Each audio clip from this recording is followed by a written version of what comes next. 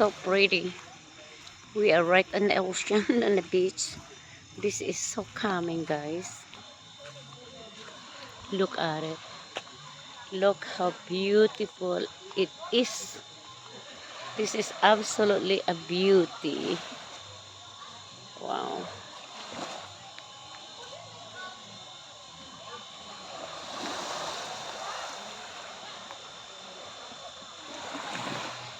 Beautiful. This is in the night. Having to stay here, this is an absolute beauty.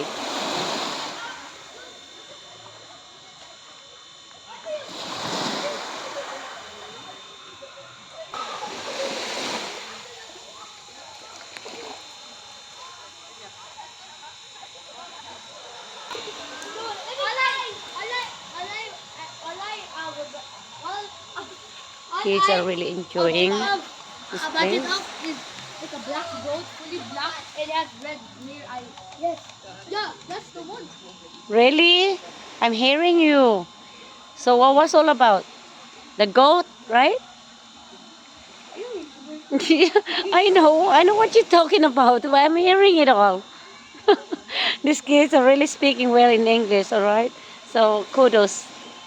Good job. Filipino speaks English.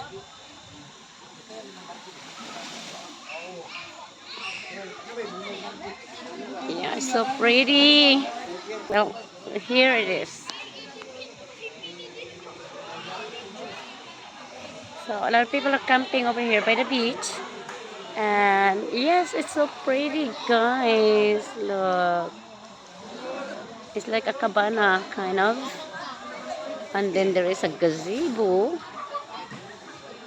People are enjoying the beach. This is the life in the Philippines. Beauty. What a beautiful sight. Only in the Philippines.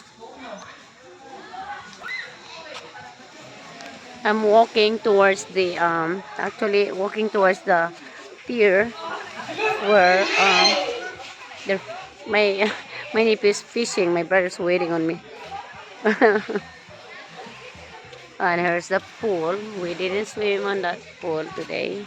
We prepared the ocean, the beach.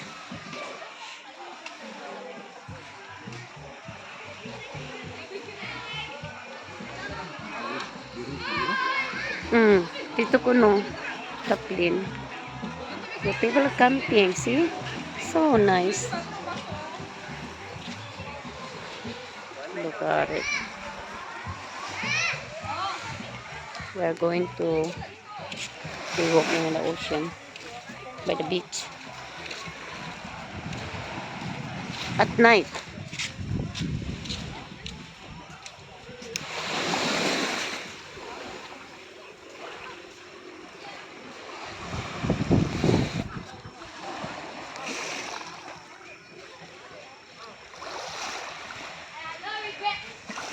At night. What a beaut. What a beaut. Beautiful.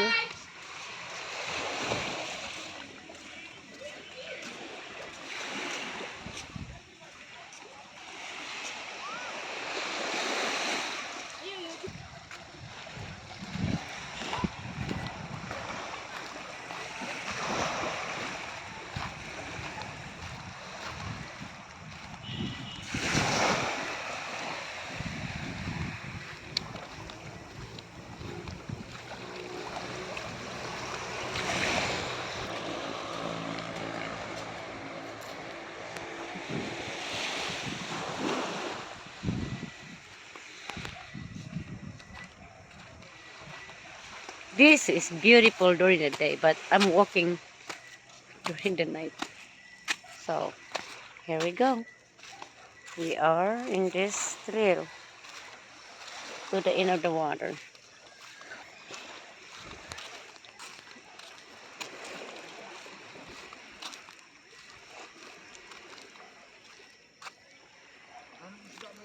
Huh? Fish? Look how the water is so clear. Giatek on man na. Uy, lusay man na siya. These are fishes. I thought it was just like the dark thingy. This fish. Look how clear the water is.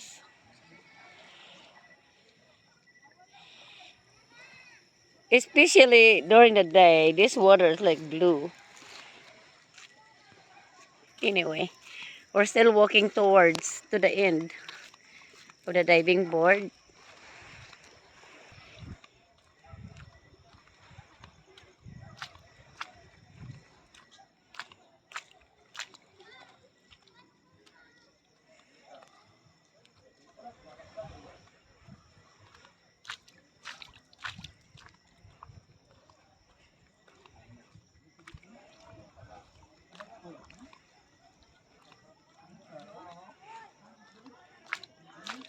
Nakakuha na mo, Mon?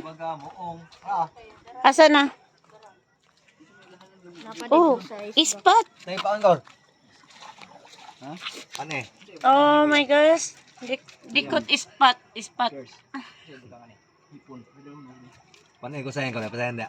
Sayang. Butik. Kita. Mga pasol ba pagbutas bukuan? Nawa eh. Ha? Nawa yung mga pasol dito.